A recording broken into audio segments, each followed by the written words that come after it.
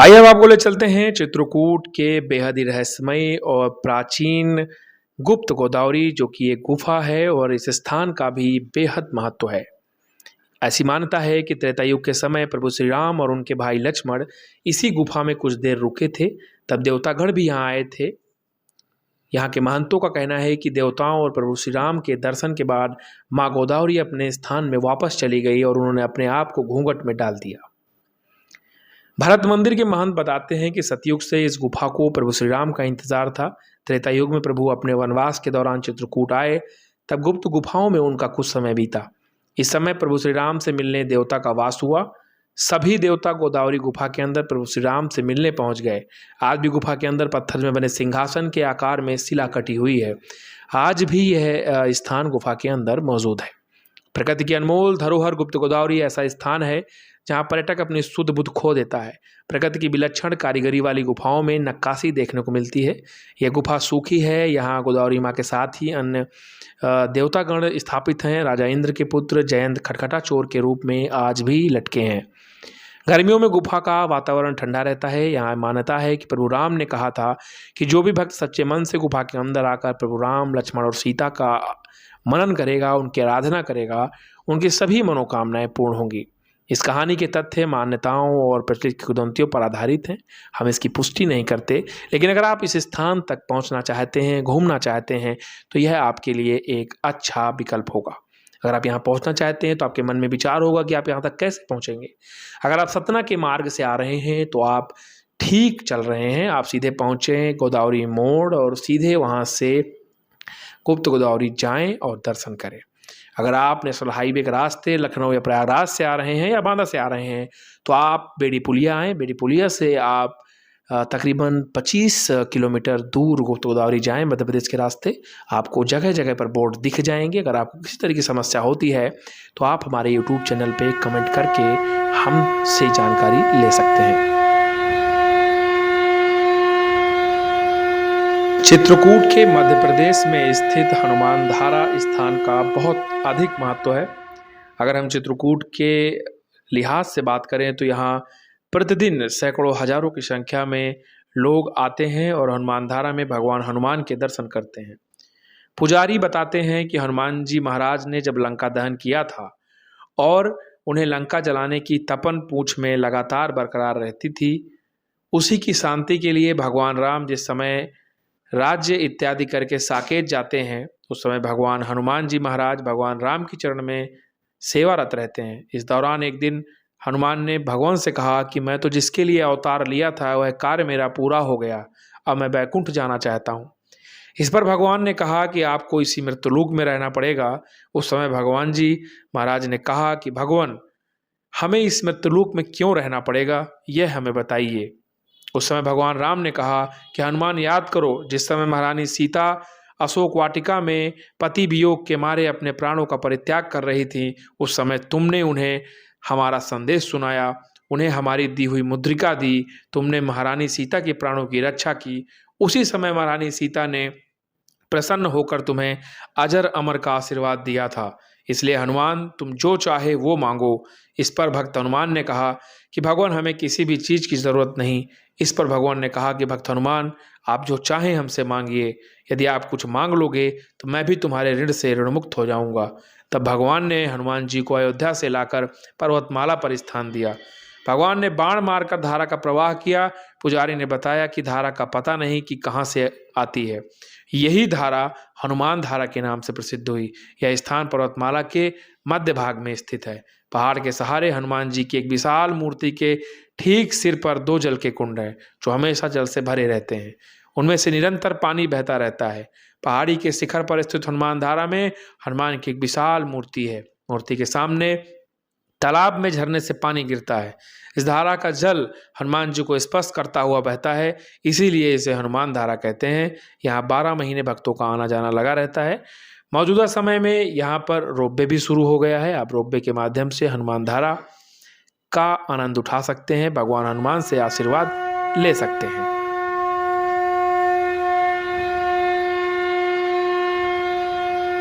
चित्रकूट के घाट पर भई संतन की भीड़, तुलसीदास चंदन घिसे तिलक दे रघुवीर। गोस्वामी तुलसीदास के इस दोहे का अर्थ है कि चित्रकूट के घाट पर भगवान राम ने उन्हें दर्शन दिए थे। चित्रकूट वही जगह है जहां भगवान राम ने माता सीता और भाई लक्ष्मण के साथ वनवास के 14 में से 11 वर्ष बिताए थे। चित्रकूट में रमी रहे रहीमन अवध नरेश, जा पर विपदा पड़त है सो आवत यही देश। इस दोहे के जरिए चित्रकूट धाम के महत्व को दर्शाया गया है। कहा जाता है कि माता अनसुईया के तप से ही यहाँ मंदाकिनी नदी का उद्गम हुआ था। माता अनसुईया ने ब्रह्मा विष्णु और महेश को चित्रकूट में ही बाल स्वरूप में अपने घर में रखा था। यहाँ माता सती अनसुईया का भव्य मंदिर है और आश्रम भी है। आज भी यहाँ रामघाट मौजूद है जहाँ भगवान श्री राम स्नान किया करते थे। इसी घाट पर भरत मिलाप मंदिर भी है। इसी घाट पर गोस्वामी तुलसीदास जी की प्रतिमा भी है और इसी रामघाट से 2 किलोमीटर की दूरी पर मंदाकिनी नदी के किनारे जानकी कुंड भी स्थित है जहाँ माता सीता स्नान करती थी। इन बातों से आप समझ सकते हैं कि चित्रकूट धाम का कितना महत्व है। कैसे पहुँचेंगे आप अनसुईया धाम? चित्रकूट धाम उत्तर विंध्य रेंज में स्थित एक पर्यटन शहर है। चित्रकूट धाम उत्तर प्रदेश के चित्रकूट और मध्य प्रदेश के सतना जिले में पड़ता है। यहाँ जाने का सबसे अच्छा साधन रेलगाड़ी है। चित्रकूट से 8 किलोमीटर की दूरी पर चित्रकूट धाम यहाँ से सबसे पास रेलवे स्टेशन है। उत्तर प्रदेश के हर बड़े शहर से यहाँ के लिए ट्रेनें चलती हैं। इसके अलावा शिवरामपुर रेलवे स्टेशन पर उतरकर सड़क के जरिए भी आप चित्रकूट धाम पहुँच सकते हैं। मौजूदा समय में बुंदेलखंड एक्सप्रेस वे भी बन चुका है। आप दिल्ली से अगर आ रहे हैं तो आप बुंदेलखंड एक्सप्रेस वे से इटावा से बुंदेलखंड एक्सप्रेस वे पकड़कर आप चित्रकूट आ सकते हैं। मौजूदा समय में हफ्ते में लखनऊ से फ्लाइट भी चल रही है। चित्रकूट एयरपोर्ट शुरू हो चुका है, आप उस माध्यम से भी आ सकते हैं।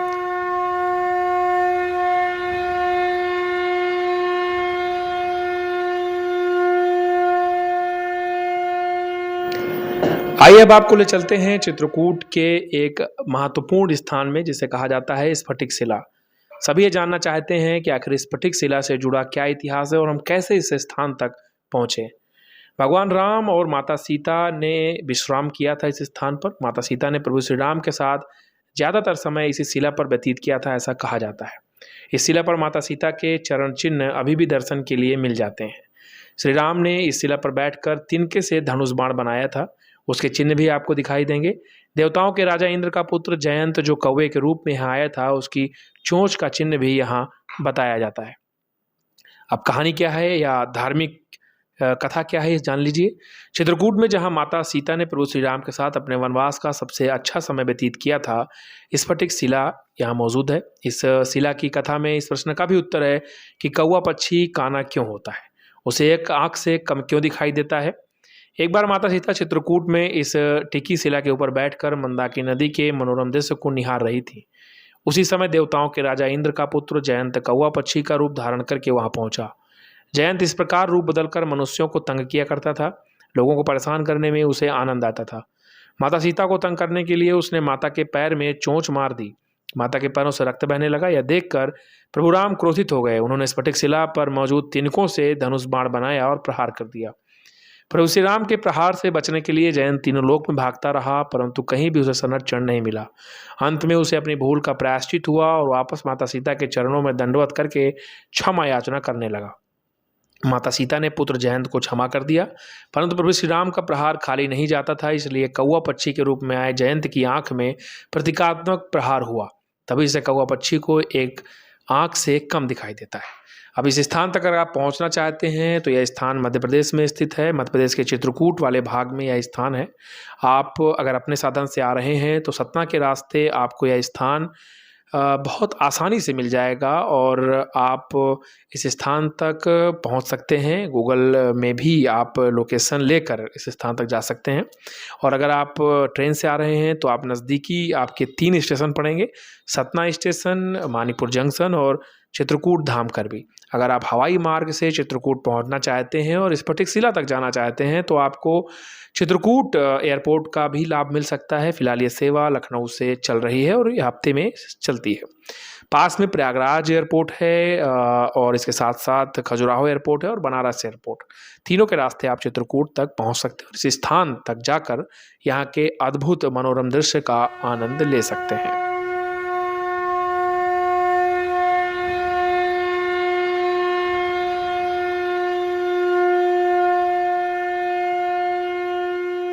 बुंदेलखंड के मिनी खजुराहो कहे जाने वाले चित्रकूट के गणेश बाग आपको ले चलते हैं। एक अलग ही महत्व है, इसके पीछे शानदार इतिहास है उन मराठाओं का जिन्होंने कभी घुटने नहीं टेके।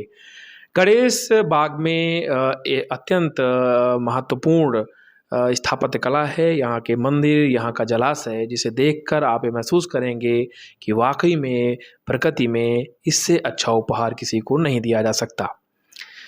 गणेश बाग का नाम गणेश बाग इसलिए पड़ा क्योंकि यहाँ एक गणेश मंदिर था और यही कारण है कि यह स्थान लगातार प्रसिद्धि के अपने चरम शिखर तक पहुँचा। इस गणेश बाग में बड़ा सा तालाब राजाओं द्वारा बनाया गया था। बावली और कुआं भी यहाँ पे है जो कि आज भी देखने लायक है। बावली के नीचे सीढ़ियाँ लगी हुई हैं। आज तक इन सीढ़ियों के नीचे तक कोई पहुँच नहीं पाया और ये पता नहीं लगा पाया कि आखिर कितने दूरी तक ये सीढ़ियाँ हैं। चित्रकूट के इतिहासकार बताते हैं कि बुंदेलखंड में ऐसी जगह शायद ही देखने को मिले। मराठाकालीन राजाओं ने गणेश बाग का निर्माण कराया। राजा विनायक राव पेशवा ने इसीलिए इसका निर्माण कराया ताकि यहाँ के किसानों के लिए फसल की अच्छी सिंचाई और तालाब में नहाने के लिए, साथ ही घूमने के लिए सबसे बेहतरीन बाग तैयार कराया जा सके। पुरातत्व विभाग आज इसे अपने कब्जे ले चुका है और इसकी देखभाल सही तरीके से नहीं कर रहा है। ये एक बहुत बड़ा विषय है जिसके कारण गणेश बाग लगातार खंडहर की स्थिति में पहुंच रहा है।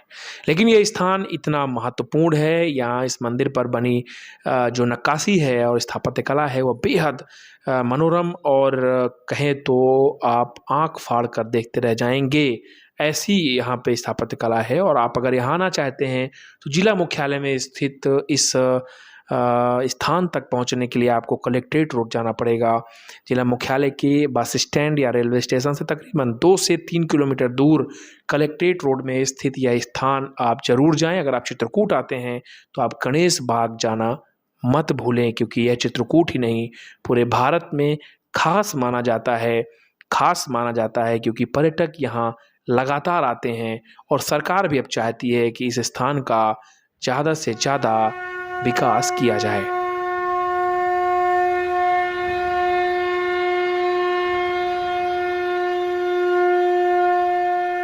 अब आपको ले चलते हैं कामतानाथ जी महाराज के पास और दर्शन कराते हैं उस पवित्र पर्वत के जिनकी परिक्रमा से आपकी सारी मनोकामनाएं पूर्ण हो जाती हैं।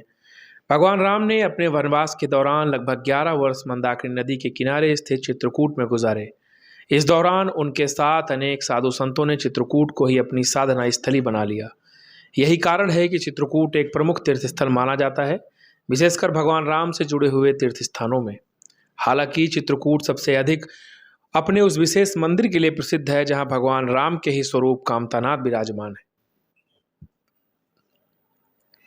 जहां भक्तों की सभी इच्छाएं पूरी होती हैं। चित्रकूट का यह प्रसिद्ध मंदिर स्थित है कामतगिरी पर्वत की तलहटी में, जिसकी परिक्रमा करने के लिए देश के कोने कोने से सैकड़ों की संख्या में श्रद्धालुओं का प्रतिदिन आना जाना होता है। कामतगिरी की परिक्रमा की शुरुआत होती है चित्रकूट के प्रसिद्ध रामघाट में स्नान के साथ। रामघाट मंदाकिनी और पैसुनी नदी के संगम पर स्थित है। यह वही घाट है जहां कभी भगवान राम ने अपने पत्नी और भाई के साथ दर्शन किया था, स्नान किया था और यहीं पर गोस्वामी तुलसीदास जी को उनके दर्शन हुए थे। श्रद्धालु इसी घाट पर स्नान करके कामतानाथ मंदिर में भगवान के दर्शन करते हैं और कामतगिरी पर्वत की परिक्रमा प्रारंभ करते हैं। यह परिक्रमा 5 किलोमीटर की है, जिसे पूरा करने में लगभग 1 से 1.5 घंटे का समय लगता है। त्रेता युग में जब भगवान राम, माता सीता और अनुज लक्ष्मण सहित वनवास के लिए गए तो उन्होंने अपने 14 वर्षों के वनवास में लगभग 11 वर्ष चित्रकूट में व्यतीत किए। उनके वनवास के इस निर्णय से इतना अधिक दुख अयोध्यावासियों को हुआ, उससे ज़्यादा सुख चित्रकूट के लोगों को हुआ कि भगवान राम यहाँ रह रहे हैं। लेकिन जब वनवास के बाद चित्रकूट छोड़ने का निर्णय भगवान राम ले रहे थे, उनके इस निर्णय से चित्रकूट का पर्वत दुखी हो गया और भगवान राम से कहा कि तब तो वनवास के दौरान यहाँ रहे, तब तक यह भूमि अत्यंत पवित्र मानी जाती रही, लेकिन आपके जाने के बाद इस भूमि को कौन पूछेगा।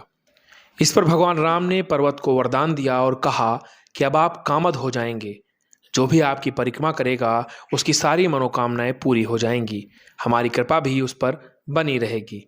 इसी कारण इस पर्वत को कामतगिरी कहा जाने लगा और वहाँ विराजमान हुए भगवान राम के ही स्वरूप हैं कामतानाथ। कामदगिरी की एक विशेषता यह भी है कि इसे कहीं से भी देखने पर इसका आकार धनुष की भांति ही दिखाई देता है। कामदगिरी पर्वत के परिक्रमा मार्ग में कई प्रसिद्ध मंदिर हैं। उनमें से एक है चरण पादुका मंदिर या भरत मिलाप मंदिर। यह वही स्थान है जहाँ कभी भगवान राम ने अपने छोटे भाई भरत जब उन्हें अयोध्या लेने के लिए आए थे तो उन्होंने भगवान राम ने कहा था कि मैं चित्रकूट छोड़कर नहीं जाऊंगा, भाई आप जाकर राज्य संभालो। और भगवान राम ने वनवास पूरा करना ही स्वीकार किया। इस पर भरत ने भगवान राम की चरण पादुकाएं मांग ली और ये घोषणा की थी कि भगवान राम की अनुपस्थिति पर सिंहासन पर ये चरण पादुकाएं ही सुशोभित रहेंगी। इसके अलावा परिक्रमा मार्ग में राम मोहल्ला, साच्ची गोपाल मंदिर, पीली कोठी और मुखार बिंदी भी स्थित है। परिक्रमा मार्ग में कई प्रकार की वस्तुओं और खाने पीने की दुकानें भी आपको मिल जाएंगी। कामदगिरी पर्वत की प्रमुख विशेषता यह है कि यह 4 दिशाओं में कामदगिरी के घने जंगल से बाहर निकालने के लिए अलग 4 द्वारों का निर्माण हुआ है। कामदगिरी पर्वत और कामतानाथ मंदिर के अलावा चित्रकूट में सती अनसुईया, लक्ष्मण पहाड़ी, हनुमान धारा, सीता रसोई, गुप्त गोदावरी जैसे पवित्र स्थान भी हैं। कामदगिरी की परिक्रमा का मार्ग उत्तर प्रदेश और मध्य प्रदेश की सीमा पर स्थित है। यूँ कहें कि परिक्रमा का आधा हिस्सा यूपी में और आधा हिस्सा एमपी में आता है। कैसे पहुंचेंगे आप कामतानाथ मंदिर, यह हम आपको बताते हैं। कामदगिरी पहुंचने के लिए सबसे नज़दीकी जो हवाई अड्डा है वह इस समय चित्रकूट है। कुछ फ्लाइट हफ्ते में लखनऊ से चित्रकूट आ रही हैं। अगर आप दिल्ली, मुंबई या अन्य किसी शहर से आना चाहते हैं हवाई मार्ग के द्वारा तो आपको अपने नज़दीकी चित्रकूट का जो एयरपोर्ट है वह इलाहाबाद, प्रयागराज या बनारस या खजुराहो पड़ेगा। चित्रकूट से लगभग इन एयरपोर्ट्स की दूरी 200 किलोमीटर के लगभग है। अगर आप खजुराहो उतरते हैं तो वहाँ से भी बस और टैक्सी के माध्यम से चित्रकूट आ सकते हैं। अगर आप इलाहाबाद या बनारस उतरते हैं तो भी आप चित्रकूट अपने वाहन के माध्यम से और ट्रेन से, दोनों से पहुँच सकते हैं। ट्रेन से कामदगिरी पहुँचने के 2 माध्यम हैं। पहला चित्रकूट का करबी स्टेशन जिसकी मंदिर से दूरी लगभग 12 किलोमीटर है, और दूसरा मानिकपुर जंक्शन जिसकी चित्रकूट के कामतानाथ मंदिर से दूरी 40 से 45 किलोमीटर है। सड़क मार्ग से भी चित्रकूट पहुंचना काफ़ी आसान है। एमपी में सतना जिला सभी प्रमुख बड़े शहरों से संपर्क मार्ग से जुड़ा है जो कि चित्रकूट को जोड़ता है। इसके साथ ही प्रयागराज का नेशनल हाईवे 35 भी सड़क मार्ग से कानपुर और दूसरे शहरों को चित्रकूट से जोड़ता है।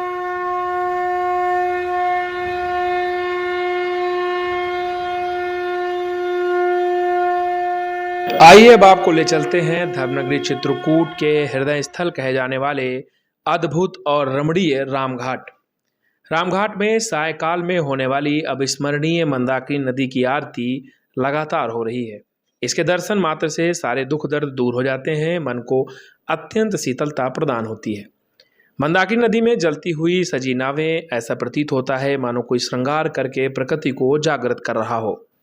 आप सभी रामघाट चित्रकूट में होने वाली आरती में अगर आते हैं तो सायकाल जरूर आइए, ठहरिए, बैठिए और इस मनोरम दृश्य का आनंद लीजिए। यहाँ 5 से 10 किलोमीटर दूर रेलवे स्टेशन से आसानी से रामघाट पहुँचा जा सकता है।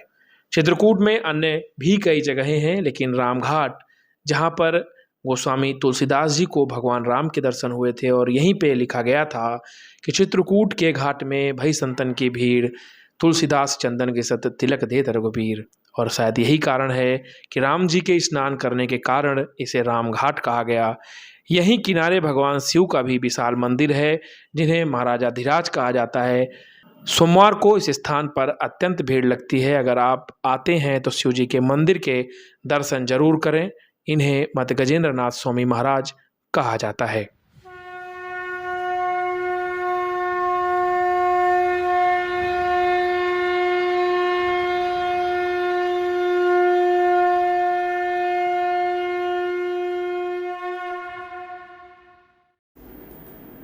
आइए अब आपको ले चलते हैं चित्रकूट के भरतकूप में। यह बेहद महत्वपूर्ण स्थान है क्योंकि इस स्थान का जुड़ाव भगवान राम के भाई भरत से है।